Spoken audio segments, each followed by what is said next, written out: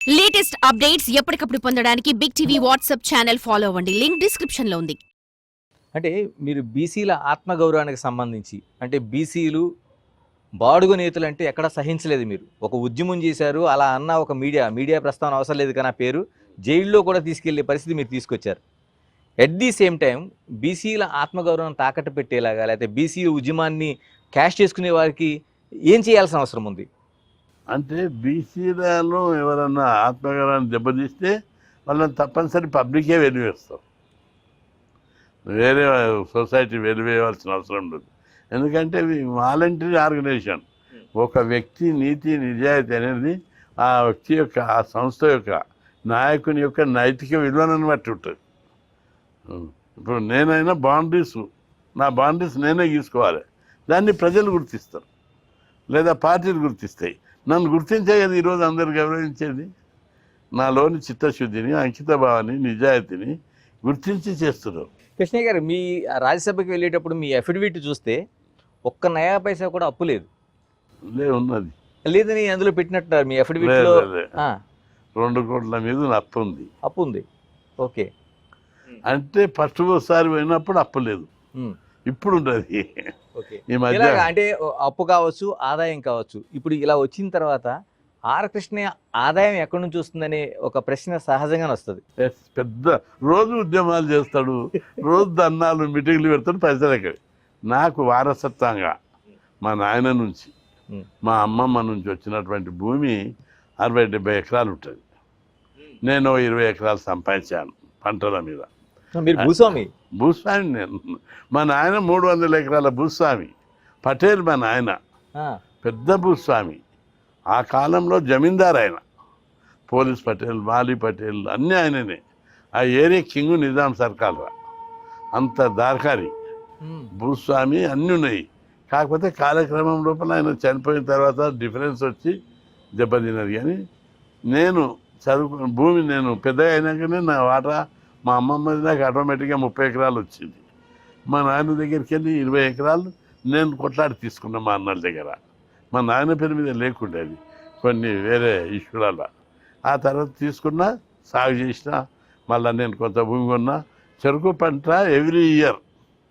వ్యవసాయంలో కూడా నేను ధీటైన వ్యవసాయం చేసిన. అందరు వ్యవసాయంలో లాస్ అంటారు, లాస్ కాదు. నేను హైదరాబాద్కు పాల చెరుకు వేసిన. చెరుకు పండించి పాల చెరుకు ఉంటుంది కదా, అది 1 నెల 5 లారీలు 1 నెల చెరుకు సప్లై హైదరాబాద్కి చేసిన.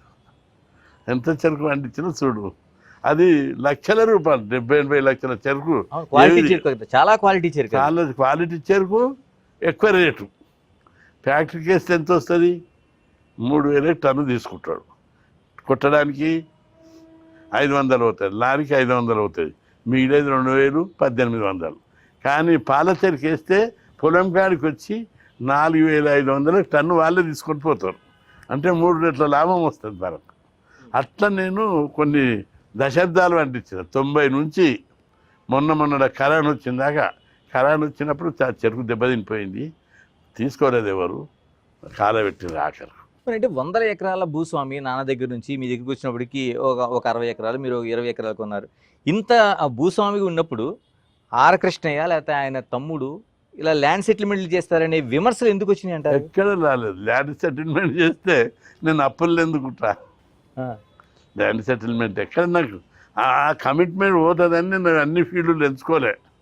నేను వ్యాపారం చేయగలుగుతుంటే, ల్యాండ్ సెటిల్మెంట్ చేయగలుగుతుంటే, డిస్ప్యూట్ చేయగలుగుతుంటే. ప్రభుత్వం దగ్గర నేను ల్యాండ్ ఇస్తే తీసుకోలేదు. రాజశేఖర రెడ్డి ల్యాండ్ ఇస్తాడు, విజయభాస్కర్ రెడ్డి ల్యాండ్ ఇస్తాడు. ఫ్రీగా మా సంఘానికి వచ్చేదే తీసుకోలేదు. ఒక కమిట్మెంట్ తోటి ఉన్నాను నేను. ప్రభుత్వంతో పోరాడతా కాబట్టి ప్రభుత్వం నుంచి ఎలాంటి లాభం పొందొద్దని ఆ కమిట్మెంట్ తోటి ఉన్నా. అంతేగాని ఎక్కడ ల్యాండ్ సెటిల్ చేసినా తప్పేం కాదు. ల్యాండ్ దంద చేస్తే తప్ప వ్యాపారం అది. కానీ చేయలేదు, నా టైం సరిపోక. రోజు నా దగ్గరికి 1000 మంది వస్తారు. అవును, జిల్లాల మంది. ఇక్కడ అవసరాలు ఉన్నోళ్ళు, సంఘం వాళ్ళు, వాళ్ళ పనులు ఉన్నకే నాకు టైం సరిపోవు. ఇంత టైం పైగా ఇక్కడే ఒక చిన్న ప్రశ్న ఏంటంటే, నయీం చనిపోయినప్పుడు ఉమ్, చాలా మంది దగ్గరికి వెళ్ళడానికి కూడా భయపడి దూరంగా ఉన్నారు. ఆయనతో చాలా లబ్ధి పొందిన వాళ్ళు కావచ్చు, మిగతా వాళ్ళు కావచ్చు. అవును. మీరు ఎందుకు వెళ్ళారండి అసలు? అంటే ఆయనతో అంత పరిచయం ఉందా? నయము రాడికల్లో ఉండే మొదలు, ఓకే. రాడికల్ నక్సలైట్ మావోయిస్టులు ఉన్నారు. నేను ఉద్యమాలు చేసేటప్పుడు 1992 private medical college mandal commission ఉద్యమం, ప్రైవేట్ మెడికల్ కాలేజ్ ఉద్యమాలు చేసేటప్పుడు 32 సంఘాలతోటి ఒక జాయింట్ యాక్షన్ కమిటీ వేశారు. హ్మ్. ఆ కమిటీ వేసినప్పుడు నేను దానికి చైర్మన్. అప్పుడు నయం భువనగిరిలో చదువుతున్నాడు అనుకుంటా. హ్మ్. అప్పుడు నా ఉద్యమానికి జనాన్ని తెచ్చేది అక్కడికి ట్రైన్లో ఫ్రీగా. ఉద్యమంలో పాల్గొన్న తర్వాత అంటే ఆయన రాడికల్ యూనియన్ తరఫున తెస్తుండే. ఓకే. పోయేటప్పుడు క్యాంపస్ అన్న ఉంటుంటే వచ్చి క్యాంపస్లో నా నెంబర్ మీద 20-30 మందికి భోజనం తింటుండే. పోయేటప్పుడు నా దగ్గరికి వస్తుండే, అన్న మేము పోతున్నామంటే నేను అప్పుడు ఆ కాలంలో 100-200 అంటే నేను ఎంతో గ్రేట్ ఖర్చులకు ఇస్తుంటే పోతుంది. అట్లా రెండవది ఆయన నా ఉపన్యాసాలతోటి బాగా స్ఫూర్తి పొందిండు. రెండవది నేను చేసే నిస్వార్థ సేవ, ఎంతోమంది కాలేజ్ సీట్లు నేను ఇప్పుడు అన్ని ప్రైవేట్ కాలేజెస్ వచ్చినాయి, సీట్లు దొరుకుతున్నాయి. 90లో 85 ఆ ప్రాంతంలో కాలేజీలో సీట్లు దొరకకుండే ఓకే. నేను అడిషనల్ సీట్లు దబాయించి వీసీని, రిజిస్ట్రార్ను, అకాడమిక్ ఆడిట్స్ను వట్టి బెదిరించి ప్రతి కాలేజీలో 20 సీట్లు ఎక్కువ నేను చిట్టి రాసి ఇప్పిస్తుంటే అవన్నీ చూసిండు ఆయన. మొనగాడు లీడర్ కృష్ణాడంటే లీడర్ అని. అంతేకాదు హాస్టల్లో నేను చిట్టి రాస్తే హాస్టల్లో, నేను చిట్టి రాస్తే అందరికీ స్కాలర్షిప్. అంటే కోట అయిపోయినాక అడిషనల్గా కొట్లాడి ఇప్పించిన. నేను చిట్టి రాస్తే బ్యాంకు లోన్లు, నేను చిట్టి రాస్తే గురుకుల సీట్లు. ఇట్లా ఆ కాలం నుంచే పెద్ద పెద్ద ఐఏఎస్ ఆఫీసర్లు కూడా ఇప్పుడు చెప్తారు, అన్నా చీఫ్ ఇంజనీర్ వాళ్ళంతా, అన్నా నేను చదివేటప్పుడు మాకు స్కాలర్షిప్ రాలేదు, యూనివర్సిటీకి వచ్చినా నువ్వు ఒక సీనియర్ పేపర్ మీద రాసి ఇచ్చినావు, నాకు స్కాలర్షిప్ వచ్చింది, నేను బీటెక్ ఎంటెక్ చేసి ఈరోజు గొప్ప ఇంజనీర్ అయినని చెప్తాడు. ఆ కృతజ్ఞత ఉందండి. ఉన్నది. ఎవరిని అడుగు, మీరు అనేక మందిని అడిగి చెప్తారు. డిఎస్పీ లైన్, ఏసీపీ లైన్ వాళ్ళు అంటారు, సిఐ లైన్ వాళ్ళు, ప్రొఫెసర్లు, ప్రిన్సిపాల్స్. మనం ప్రిన్సిపాల్ చెప్తున్నాడు, నేను చిట్టి రాసినందువల్ల నేను చదువుకొని ఇంత గొప్పని అయినా అంటాడు. అట్లా నయం కూడా నా వల్ల ప్రేరణ పొందిండు, స్ఫూర్తి పొందిండు. నేనంటే ఆదర్శంగా తీసుకున్నాడు. ధైర్య సాహసాలు, నాయకత్వ లక్షణాలు, స్పీచ్ పవరు, ఇవన్నిటితోటి ఆకర్షణ పొందిండు. ఆయన ఎంత ఆకర్షణ పొందిందంటే ఆయన పేరు చెప్తే గజగజ అనుకుంటారు. కానీ అనేక మీటింగ్లో, ఉరుసు మీటింగ్లో, వినాయక చవితి మీటింగ్లో ఆయన పెట్టిన వాటికి కూడా నేను పోయినా. పోతే స్టేజ్ మీద పాదాభివందనం చేస్తుండే. అందరు ఆశ్చర్యపోతుండే, అరే నయంను చూసి వ్యవస్థ అంతా గజగజలాడుతుంటే నయమే వచ్చి అన్న పాదాభివందనం చేస్తున్నాడు. అది కూడా గ్రేట్గా చెప్తుంటే, అన్న నేను సాటుకు మొక్కగలుగుతా, అది కాదు నయం లాంటి వాడు స్టేజ్ మీద మొక్కితే నీ గొప్పతనం తెలవాలని మొక్కుతున్నా అంటుండే. అంత కమిట్మెంట్ నా పట్ల. మరి చనిపోయే టైంకి ఒక క్రిమినల్గా చనిపోయాడు కదా, అప్పుడు కూడా మీకు ఎక్కడ తప్పుగా వర్ణించిన నయం అంత దుర్మార్గుడు కాదు. 1-2 కేసులు ఆయన ఎవరైతే తన ఆ నయంను చంపడానికి ప్రయత్నం చేస్తున్నారో నయం అప్పుడే చంపడానికి పోతుండే. అంతేగాని తనకు తానుగా దుర్మార్గుడు అయి ఎవరిని అనవసరంగా చంపినటువంటిది ఆయన చరిత్రలో లేదు. రెండవది నేను అనేక సందర్భాలు నయం కూడా చెప్పిన, నువ్వు రాడికల్స్ తోటి పెట్టుకోవద్దు పంచాయతీ, వాళ్ళు సమాజం కోసం చేస్తున్నారు. సిద్ధాంతపరంగా విభేదాలు ఉంటే వేరే విషయం, పంచాయతీలు పెట్టుకోకని చెప్పేవాడిని. నా మాట కూడా గౌరవించేవాడు. రెండవది నయంతో అందరూ లబ్ధి పొందారు, నేను లబ్ధి పొందలే. నయం ఒకటి ప్రపోజల్ ఇచ్చిండే నాకు, నువ్వు పార్టీ పెట్టాను నీకు 200 కోట్లు పంపుతాను చెప్పా. ఆ మనుషులు కూడా ఉన్నారు ఇప్పటికీ.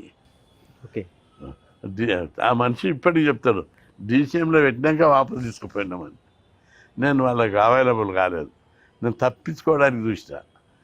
అంటే ఆయన ఆఖరికి అన్నాడు నయమే, అన్న ఈ పన్నీ సూట్ కేసులు, బ్యాగులు కొండపోయి మీ ఇంట్లో పెడుతుంటే అందరు చూస్తారని నీకు ఉన్నట్టుంది, నేనే ఇక్కడ ఏమన్నా ఇల్లు తీసుకుంటా, అపార్ట్మెంటు, అందులో పైసలన్నీ పెడతా, లాకేస్తా, తాళం చేయి పంపిస్తా, అప్పుడన్నా తీసుకుంటావా అన్నాడు. లేదు నేను దాటేసుకుంటూ వచ్చాను. నో అంటే కూడా కష్టమైన దగ్గర అభిమానంతో అంటుండు, ఎస్ అంటే నా మనసు ఒప్పుకుంటలేదు. అప్పుడు ఆయన అన్నాడు ఆ మాట, అన్నా నువ్వు నా డబ్బు పాపపు సొమ్మని వద్దనుకుంటున్నావు, అదే అన్న నా అంతరాత్మ చెప్తుంది, నీ మంచి మనసు నాకు తెలుసు కాబట్టి నేను తిరుపతి వెంకన్న ఉండిలో ఈ డబ్బు ఉండబోయి చేస్తా. వెంకన్న వద్దంటాడా అన్న? నా సొమ్ముకు పుణ్యం లభిస్తుంది. నీకు కూడా ఈ డబ్బు పంపిస్తే నువ్వు పుణ్యకార్యాలు చేస్తావు, పార్టీ పెడతావు, పెద్ద మంచి పనులకు ఉపయోగిస్తావు, ఉద్యమాలు చేస్తావు, ధర్నాలు చేస్తావు, ఎందుకు వద్దంటావు అన్న అని అడిగాను. అంటే చాలా చాలా సూటి ప్రశ్న అది. అయితే నేను ఆయన మనుషులు ఒకరిద్దరు పేర్లు చెప్తలేను కానీ ఇప్పటికి ఉన్నారు వాళ్ళందా. ఏమన్నా నయమని ఇట్లా చెప్తున్నాడు, మరి నువ్వు ఎందుకు ఒప్పుకుంటలేవు అంటే నా అంతరాత్మ ఎందుకు ఒప్పుకుంటలేదని అన్న. అంతే అది చెప్పారు ఆయనకు. ఆయన గొప్ప మనసు, అందుకే ఆయనకి ఇంత ఇస్తా అన్న. నాకు భగవంతుడు ప్రేరణ ఏం కల్పించిండు, అన్నకి ఈ డబ్బని పంపించిండు, ఆయన తీసుకుంటలేడు, నేను చేయలే అని అన్న. For more videos like this, subscribe Big TV channel.